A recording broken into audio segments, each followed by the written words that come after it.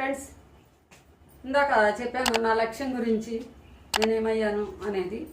సరే, అందరికీ అన్ని లక్ష్యాలు ఉంటాయి. మరి ఆ లక్ష్యాన్ని సాధిస్తే ఏమంటారు? ఉదాహరణకి మీకు కొద్దిమంది వ్యక్తుల్ని చూపిస్తున్నాను, చూడండి. ఐపీఎస్, ఐఏఎస్, డాక్టరు, లాయరు, ఇంకా సైంటిస్ట్, ఇలా ఇంకా చాలామంది అనేక వృత్తుల వాళ్ళు ఉన్నారు.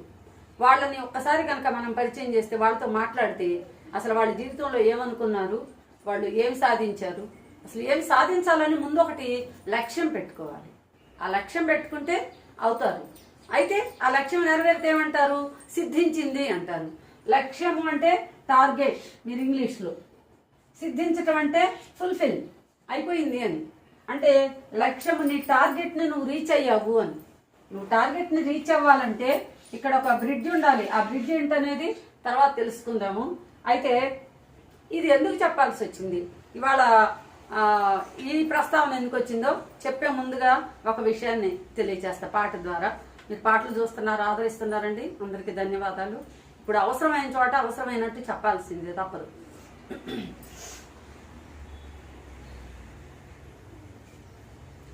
ఎన్నాళ్ళో వేచిన ఉదయం ఈనాడే ఎదురవుతుంటే, ఇన్ని నాళ్ళు దాచిన హృదయం ఎగిసి ఎగిసిపోతుంటే, ఇంకా తెల్లవారదేమి ఈ చీకటి విడిపోదేమి, ఇంకా తెల్లవారదేమి ఈ చీకటి విడిపోదేమి.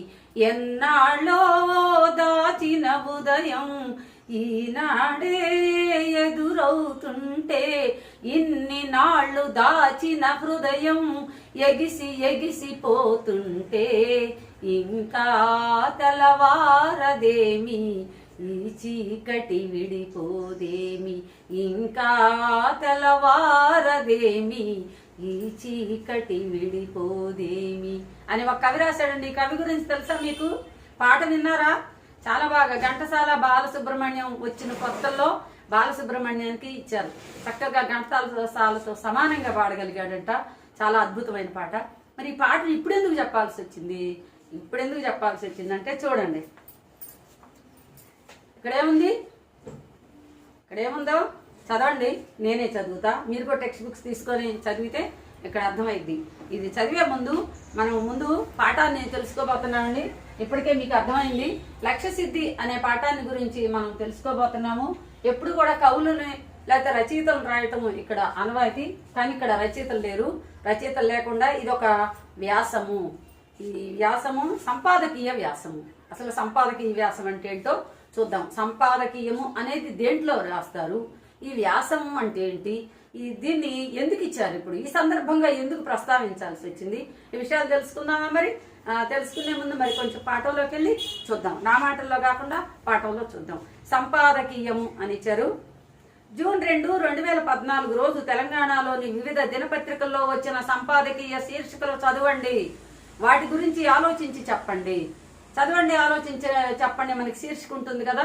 కానీ ఇక్కడ ఏం చెప్తున్నారు? చదవండి, ఆలోచించి చెప్పండి అనే శీర్షిక ప్రకారం మీరు జూన్ 2వ తారీఖు 2014, ఏంటండి దీని స్పెషాలిటీ? అదేనండి, తెలంగాణ ఆవిర్భావ దినోత్సవం. అత్యంత వైభవంగా, అత్యంత ఘనంగా, ప్రతిష్టాత్మకంగా జరుపుకుంటుంది తెలంగాణ ప్రభుత్వం ప్రతి సంవత్సరం కూడా. అంటే తెలంగాణ ప్రభుత్వం స్వయం రాష్ట్రాన్ని సాధించిన సందర్భంగా ఇలా చేస్తున్నారు. మరి అది చదవమంటున్నారు, అది చదువుదాం. వాటి గురించి ఆలోచించి చెప్పండి. ఇప్పుడు మరి చూద్దాం. ఆ పత్రికలు మనకి అందుబాటులో ఉన్నాయా? పత్రికలు అంటే కొన్ని తెచ్చాను, అవి తర్వాత చూపిస్తా మీకు.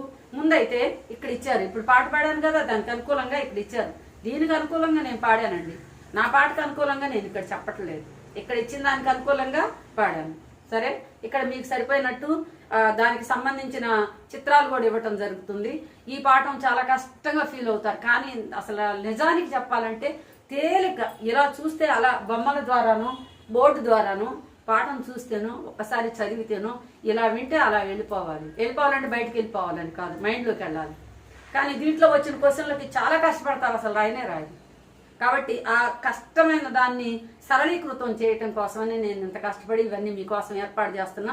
చూసి వీటిని ఉపయోగించుకోండి. ఎన్నేళ్ళలో వేచిన ఉదయం ఈనాడు. ఎవరు రాశారు ఇది? తర్వాత చూద్దాం. పొద్దుపొడుపు ఆంధ్రజ్యోతి, తెలంగాణకు నవవసంతం విశాలాంధ్ర, స్వాగతాంజలి ప్రజాశక్తి, లక్ష్యసిద్ధి నమస్తే తెలంగాణ, నవ తెలంగాణ సాక్షి. ఇవన్నీ ఏంటి? పేపర్లు. ఏం పేపర్లు? దినపత్రికలు. దినపత్రిక అంటే ఏంటి? ప్రతిరోజు వస్తుంది. మనం న్యూస్ పేపర్ అంటాం. న్యూస్ అంటే ఇంగ్లీష్లో వార్తలు. మరి వార్తలను తెలియజేసేదాన్ని న్యూస్ పేపర్ అని ఇంగ్లీష్లో అంటాము. తెలుగులో అయితే దినపత్రిక అంటాము. ఈ దినపత్రికలు ఏమేమి వస్తాయి మనకి? సహజంగా ఆంధ్రప్రదేశ్లో వచ్చేవి ఏమేమి వస్తాయంట? ఈనాడు, ఆంధ్రజ్యోతి, విశాలాంధ్ర, తర్వాత సాక్షి, తర్వాత నమస్తే తెలంగాణ, ఇంకా ఏమైనా మర్చిపోయానా? ప్రజాశక్తి. ఇలాంటివన్నీ ఒక్కొక్క పార్టీ తరఫున ప్రోత్సాహం ఇస్తూ రాసే కొన్ని ఉంటాయండి.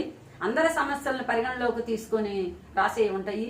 ముఖ్యంగా ప్రజలకి ప్రభుత్వానికి మధ్య మీడియేటర్, మధ్యవర్తిగా ప్రజలు ప్రభుత్వము వీళ్ళిద్దరి మధ్య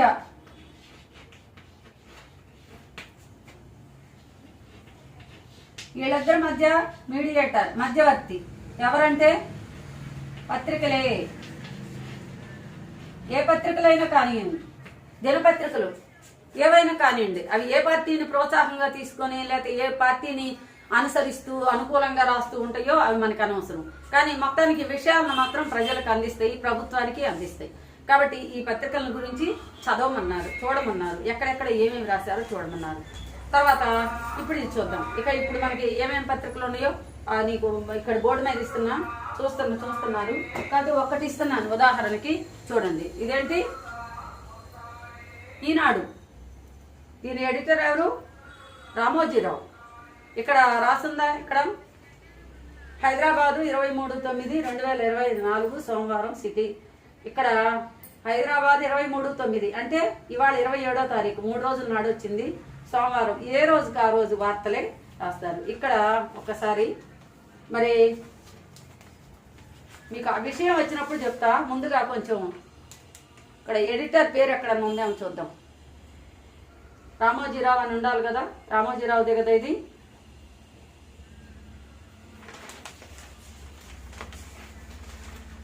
ఇక్కడ సహజంగా ఈ పేజీలో ఉంటుంది. ఇది కనిపిస్తుంది కదా మీ పేపర్. ఇక్కడ చూడండి, ఈనాడు అని ఇక్కడ కాలంలో ఉంది, ఇది ఉంది. ఇప్పుడేందో దీన్ని వివరంగా నేను చెప్తానే. ఇక్కడ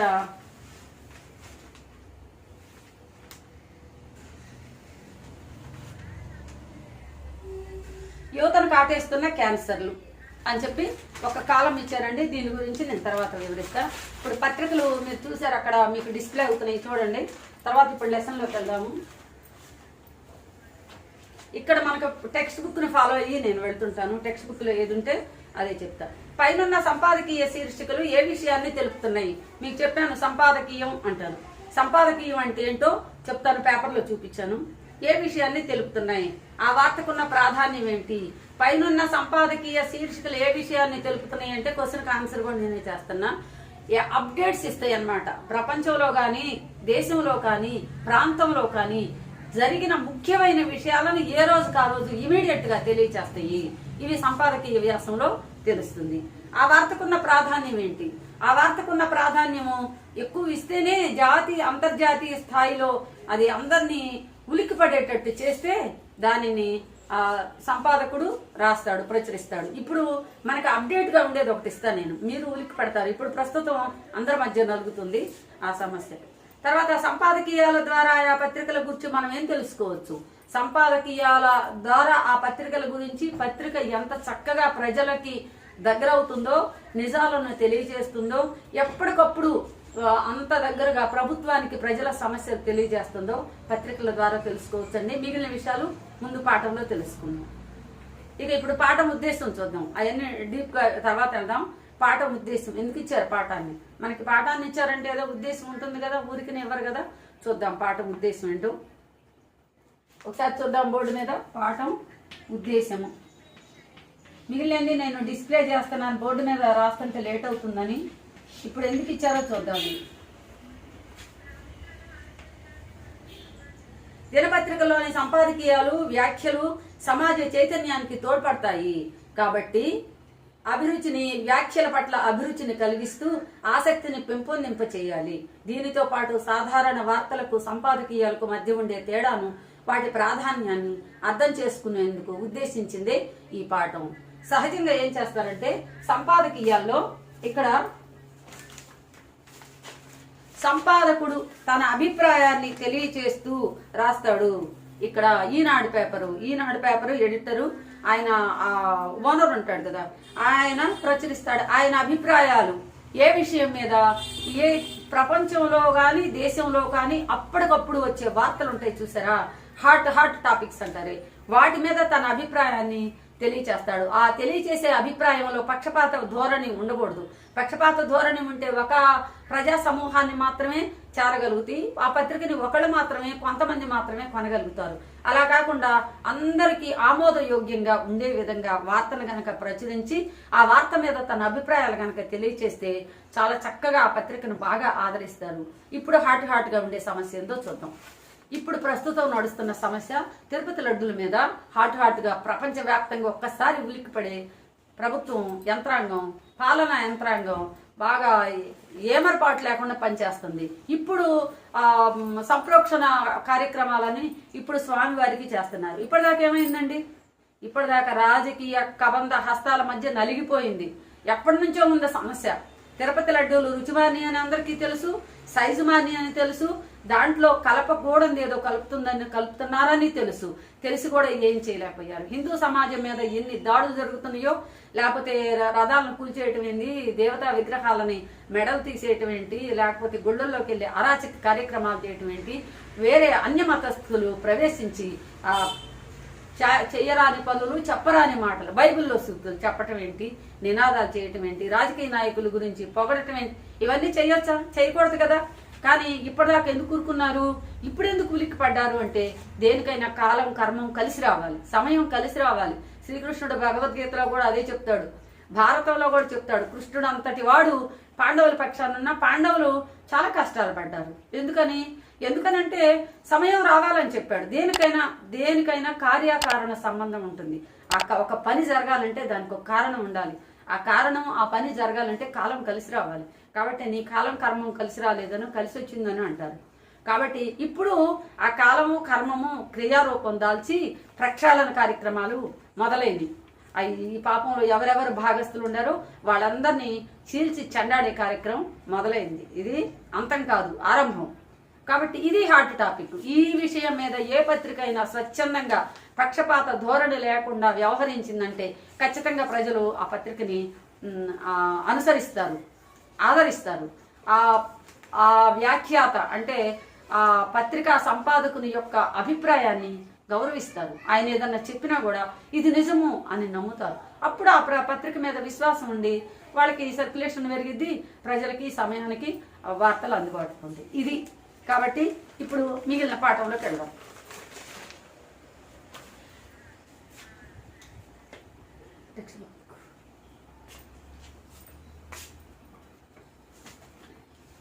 కాబట్టి ఇప్పుడు ముఖ్య ఉద్దేశం ఎందుకు చెప్పాము, ఇలా పత్రికలని ఆదరించాలని, పత్రికా సంపాదకుల గురించి, వాళ్ళ వ్యాఖ్యల గురించి తెలుసుకునే అభిరుచిని అంటే ఒక అలవాటుగా చేసుకోవాలని. ఈ పత్రికలో చదవటం అలవాటు చేసుకోవటం మంచిదా? లక్ష్మి, పేపర్ చదవటం మంచిదేనా? ఎందుకని? ఏం తెలుసుకుంటాం పేపర్ ద్వారా? ఏం తెలుసుకుంటాం? తెలియని విషయాలు. ప్రపంచం అంతా మన ముందు పరుస్తాడు పత్రికా సంపాదకుడు.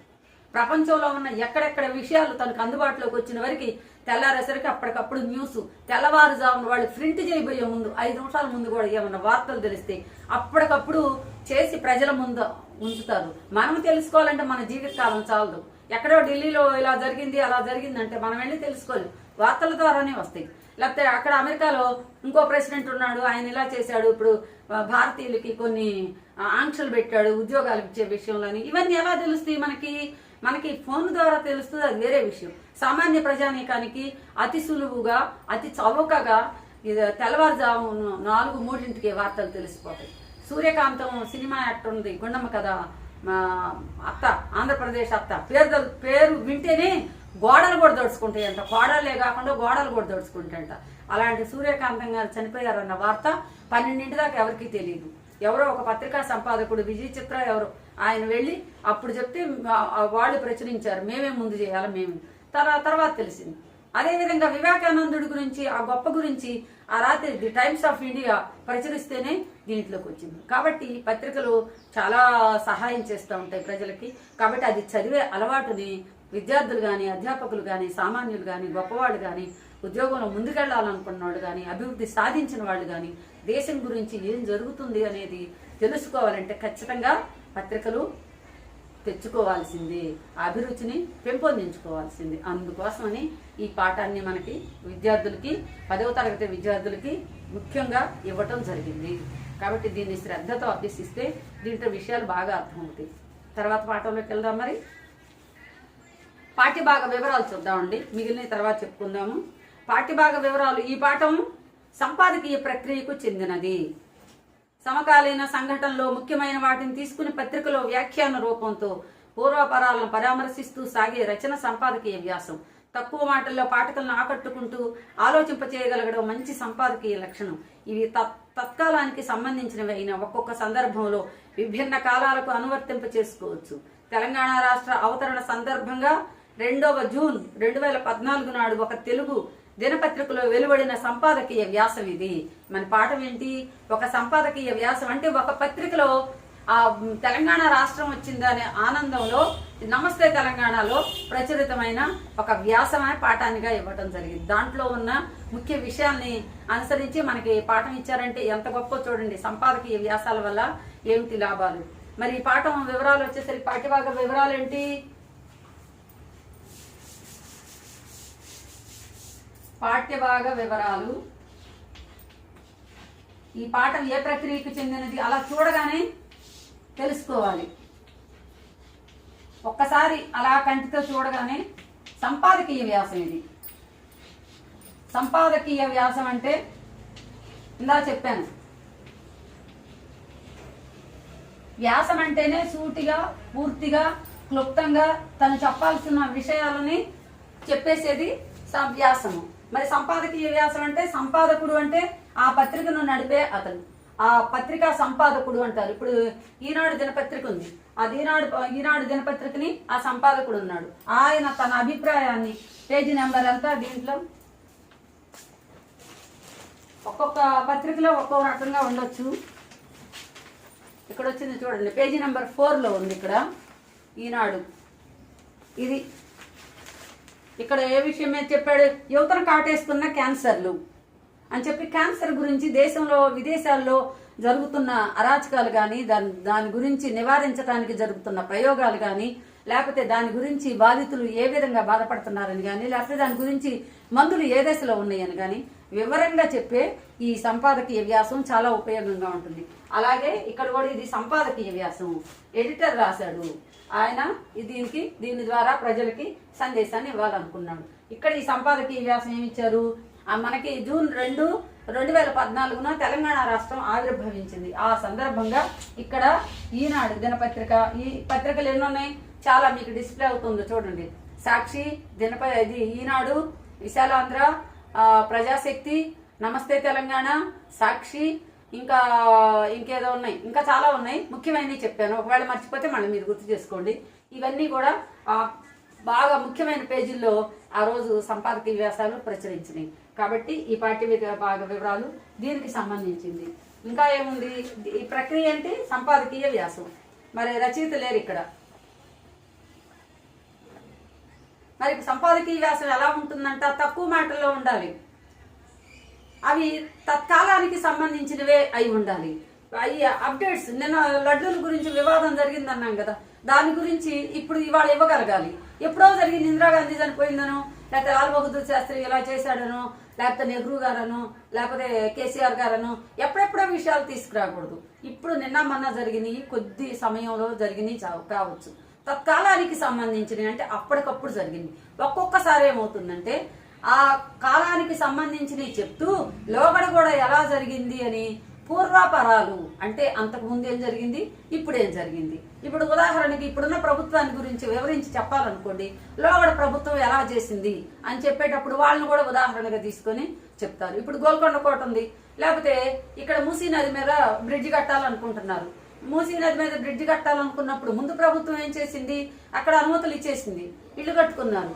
ఇప్పుడు వచ్చిన ప్రభుత్వం ఏం చేస్తుంది, అనుమతులు చెల్లవు, గవర్నమెంట్ రూల్ మారింది, గవర్నమెంట్ ఆస్తులు గవర్నమెంట్కి ఇవ్వాలి, కాబట్టి ఇక్కడ బ్రిడ్జ్ కట్టాల్సిందేని గవర్నమెంట్ కు సంబంధించిన ప్రదేశాల్లో ఎవరెవరైతే పెట్టారో పెద్ద పెద్ద వాళ్ళు, రాజకీయ నాయకులు కానీ, సినిమా వాళ్ళు కానీ, సామాన్యులు కానీ, ఇంకా వ్యాపారవేత్తలు కానీ ఎవరైనా సరే ఆ ప్రసక్తే లేకుండా వాళ్ళకి ఆ రూల్కి అనుకూలంగా ఉన్న వాళ్ళని ఉంచి రూల్ అతిక్రమించి గవర్నమెంట్ ఆస్తుల్లో వచ్చిన వాళ్ళని అన్ని పడగొట్టేసి ఈ గవర్నమెంట్ వేసేయి అన్ని బ్రిడ్జిలు కట్టడం కానీ ఇంకోటి చేయటం కానీ చేస్తున్నారు, రహదారులు కానీ. మరి ఇప్పుడు చెప్పేటప్పుడు ఈ అభిప్రాయం చెప్పేటప్పుడు పూర్వం ఉన్న ప్రభుత్వాన్ని కూడా కొంచెం వివరంగా చెప్పాలి. అది పూర్వ పరామర్శలు, అప్పటి గురించి ఇప్పుడు గురించి వివరిస్తూ ఉదాహరణతో చెప్పాలి. అది సంపాదకీయ వ్యాస లక్షణం. ఇంకా ఒక్కొక్క సందర్భంలో విభిన్న కాలాలకు అనువర్తింప చేసుకోవచ్చు. ఒక్కోసారి అప్పుడు రామారావు గారు ఎలా చేశారు, 2 రూపాయల కేజీ బియ్యం ఇచ్చారు కదా, ఇప్పుడు ఎందుకు ఇవ్వట్లేదు అని చెప్తారు. ఎప్పుడో జరిగింది రామారావు ఉన్నప్పుడు, 1982-83 సంవత్సరంలో జరిగిన 2 రూపాయల కేజీ బియ్యం గురించి ఇప్పుడు ఎందుకు ఇవ్వరు, మీరు రేటు ఎందుకు పెంచారు అని చెప్పొచ్చు, అలా కూడా మాట్లాడచ్చు. ఇంకా తెలంగాణ రాష్ట్ర అవతరణ సందర్భంగా జూన్ 2014 నాడు ఒక తెలుగు దినపత్రికలో వెలువడిన సంపాదకీయ వ్యాసం ఇది. కాబట్టి ఈ వ్యాసాన్ని ఇలా ఇచ్చారు. పాఠ్యభాగ వివరాల్లోకి వస్తే ఏముంది, ఇది సంపాదకీయ వ్యాసము. ఆ తెలంగాణ రాష్ట్ర ఆవిర్భావానికి సంబంధించి పత్రికలో వచ్చిన విషయాలను గురించి తెలియజేస్తూ ఇచ్చారు. ఇంతే. కాబట్టి ఇవాళ మనం ఏం పాఠం చెప్పుకున్నాం, లక్ష్య సిద్ధి. ఏదైనా లక్ష్యాన్ని సాధించటమే లక్ష్య సిద్ధి. నువ్వు అనుకున్న విషయాన్ని నువ్వు దాన్ని పొందటమే లక్ష్య సిద్ధి. ఇది దీనికి అర్థం. తర్వాత దీన్ని ఎవరు రాశారు అంటే దీనికి రచయితలు లేరు. ఇది కవిత్వం అంటే కాదు, ఇది వచనంలోనే ఉంది. కాబట్టి ఇది సంపాదకీయ వ్యాసం. దీనికి సంబంధించిన పుస్తకాలు ఉన్నాయి, దీనికి సంబంధించిన పేపర్లు కూడా ఉన్నాయి. కాబట్టి కొంచెం ఇది అర్థం చేసుకున్నారంటే తేలిగ్గా ముందు విషయాలు ఇంకా తేలిగ్గా అర్థమవుతాయి. ఇంత శ్రద్ధగా విన్న మీ అందరికీ ధన్యవాదాలండి. మరి మా వీడియోల్ని బాగా ఆదరిస్తున్నారు, వ్యూస్ బాగా వస్తున్నాయి. మీ అభిప్రాయాలని తెలియచేయచ్చు. ఇంకా ఏమన్నా నేను మార్పులు చేసుకోవాలంటే చేసుకుంటాను. ఇంకా వేరే మీ ఫ్రెండ్స్కి అది చేయని వాళ్ళు ఎవరైనా ఉంటే సబ్స్క్రైబ్ చేసుకోండి, చెప్పండి సబ్స్క్రైబ్ చేసుకోమని. మరి ఇంతకన్నా ఇంకా మంచిగా చేయడానికి చాలా విషయాలు ఉన్నాయి. ఒక 10th క్లాసే కాకుండా ఇది అయిపోయినాక వేరే తరగతులు కూడా, ఫస్ట్ క్లాస్ నుంచి 10th క్లాస్ వరకు, లేకపోతే మన పురాణాలు, గ్రంథాలు, ముఖ్యమైన విషయాలు మనం తెలుసుకోదగినవి ఏమన్నా ఉంటే వాటి గురించి కూడా చర్చ చేసి మీ ముందుంచడానికి ప్రయత్నం చేస్తాను. మీ బీవీ రత్నం. నమస్తే, ఉంటాను.